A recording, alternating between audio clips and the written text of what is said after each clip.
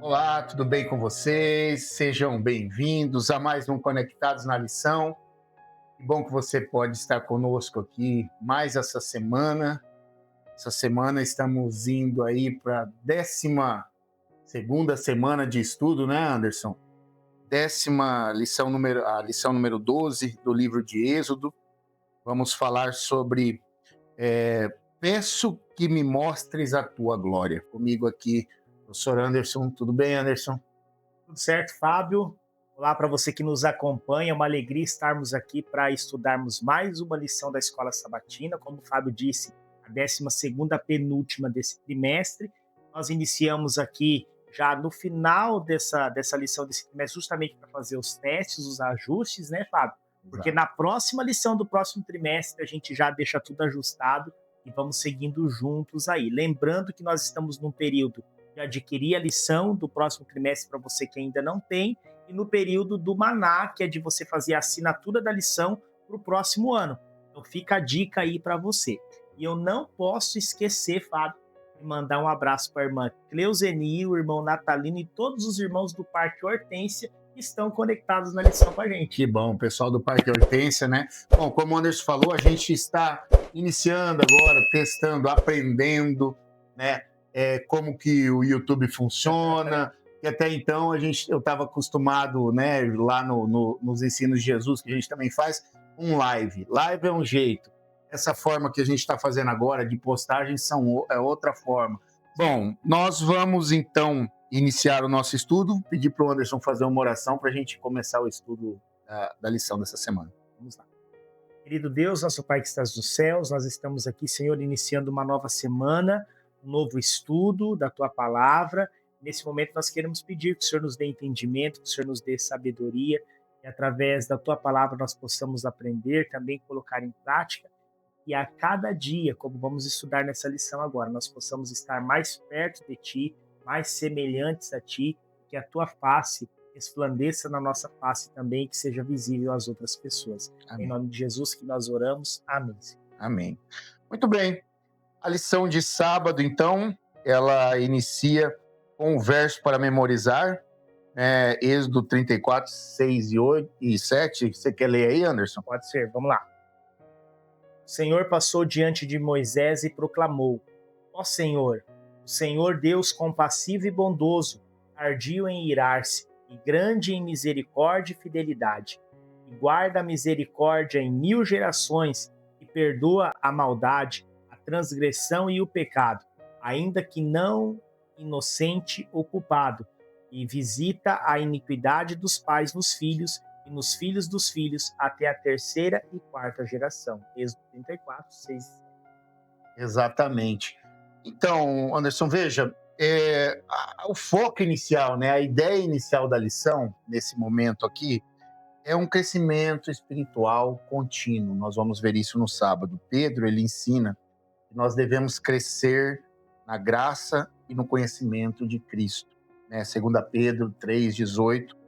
E isso significa o quê? Que ninguém pode estacionar na vida espiritual. Nós estamos crescendo ou nós estamos regredindo, né? Ou nós vamos para frente ou nós vamos para trás. Não existe aquele crente, não, eu já sei, eu tô bem aqui, eu tô confortável, né? A noção que nós temos que ter é o seguinte: ou nós vamos ou nós regredimos. Quanto mais perto de Deus, quanto mais estudamos, quanto mais estamos, né, mais nós chegamos ao nosso objetivo. Quando não, nós estamos indo para trás. Não tem aquele meio tempo. Moisés é um exemplo desse processo, né? Mesmo após os encontros profundos com Deus ali, a sarça, né, o Sinai, os milagres que ele teve lá no Egito, ele ainda desejava conhecer mais o Senhor, né? E ele tinha contato com o Senhor, né, Anderson? Isso. Nós precisamos, então, crescer, é uma caminhada constante. Nós precisamos crescer no nosso dia a dia, no nosso contato com Deus. E é muito interessante lembrar que nós vamos nos deparar, nós entre irmãos, né, que convivemos juntos ali na mesma denominação, nós vamos comparar e nós vamos ter ali viver irmãos que muitas vezes não estão no mesmo estágio que nós estamos. Verdade. São estágios diferentes.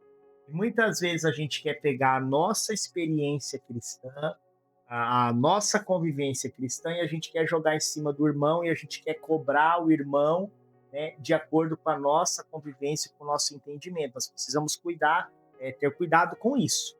Então, o objetivo aqui da lição é o nosso crescimento pessoal. Veja só, Moisés ele teve ali o seu crescimento através dos encontros com Deus, que a gente vai estudar, né, nos próximos dias aqui agora da lição dessa semana, mas ele tinha os encontros com Deus. Agora a gente percebe o quê? Que Moisés estava caminhando aqui numa velocidade e o povo não estava acompanhando essa velocidade que Moisés tinha nesse quesito de conhecer a Deus. Então o que Moisés fazia? Moisés ficava julgando o povo? Moisés ficava... Não, o que ele fazia? Ele intercedia pelo povo. Então, até isso, o crescimento e o contato de Moisés com Deus fez ele prevalecer. É como se fosse uma escada. Eu gosto de usar o exemplo da escada. É uma escada de vários degraus. A minha avó foi pioneira da igreja adventista, eu cresci na igreja adventista, a minha infância foi na igreja adventista, eu fiquei um período fora da igreja, depois eu me retornei. Tudo que eu aprendi na igreja e a minha comunhão e a minha vivência, tudo isso me capacita a estar em um degrau dessa escada. Sim. Certo? Agora, pode ser que um irmão que batizou agora recentemente, o conhecimento que ele tem e o que ele já viveu de espiritualidade com Deus e a comunhão dele com Deus, talvez ele vai estar nesse degrau aqui da escada. Eu não posso cobrar que esse irmão tenha o mesmo entendimento e talvez tenha as mesmas atitudes do que eu. Agora, pode ser que esse irmão entrou agora na igreja, entrou mês passado na igreja, e a convivência dele, a comunhão dele foi tão extrema que agora ele já está acima de mim aqui, entendeu? Basicamente, então, né, Anderson? Por isso que a gente cada estágio da vida cristã vai ter a sua perfeição própria de cada um. Né? Por isso que a gente não pode ficar julgando os irmãos, e sim ajudar. Então, quando o irmão está fazendo alguma coisa que, no meu entendimento, ele não deve fazer, ou no meu entendimento está errado, está correto, que a Bíblia fala, vá lá, converse com esse irmão. E vice-versa também, né? Por exemplo, pode ser que uma coisa que para mim não seja algo que venha trazer qualquer problema com a minha vida espiritual, pode escandalizar um outro irmão. É aquela história, né? O que tem fé come carne, o que não tem come legumes. Né? Que tem menos fé come legumes. Paulo tinha essa noção, olha, beleza, essa carne aqui é oferecida, tal, tem quem come, mas você tem fé suficiente com relação a isso? Tranquilo, senão... Então, cada um tem o seu estágio, né? E a gente precisa respeitar, na verdade, o que é aceitável para um novo convertido pode não ser aceitável para uma pessoa com anos já de vida cristã, enfim, né? Daí, pegando esse exemplo da escada, eu acho que pode servir aqui como exemplo para a gente entender a salvação. Então, não vai se salvar aqueles que chegarem no último degrau da escada. Ou seja, só quem estiver no último degrau da escada que vai se salvar. Eu acho muito interessante esse exemplo e essa explicação, que é a seguinte: o que Deus vai avaliar se o que você aprendeu, se a comunhão que você teve com Deus, você está no degrau correto ou se você poderia estar um degrau acima.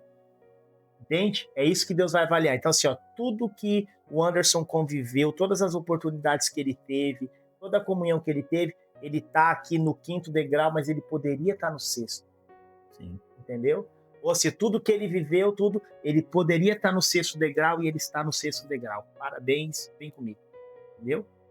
Então é mais ou menos isso. Então isso. Não é quem chega lá no último degrau que vai ser salvo e pronto, acabou. Não. Deus é justo, então ele vai avaliar a capacidade de cada um de estar. Por isso que o exemplo do criminoso na cruz lá, que estava do lado de Jesus, né? Então, que experiência que ele tinha de igreja, a gente não sabe, mas a gente viu que ele se converteu aonde? Ali na cruz. Essa foi a experiência dele. E pode ser que pessoas ali com anos de igreja não tenham essa experiência. Não tiveram. Então, isso que Deus vai avaliar, a sua maturidade cristã ali. Perfeito.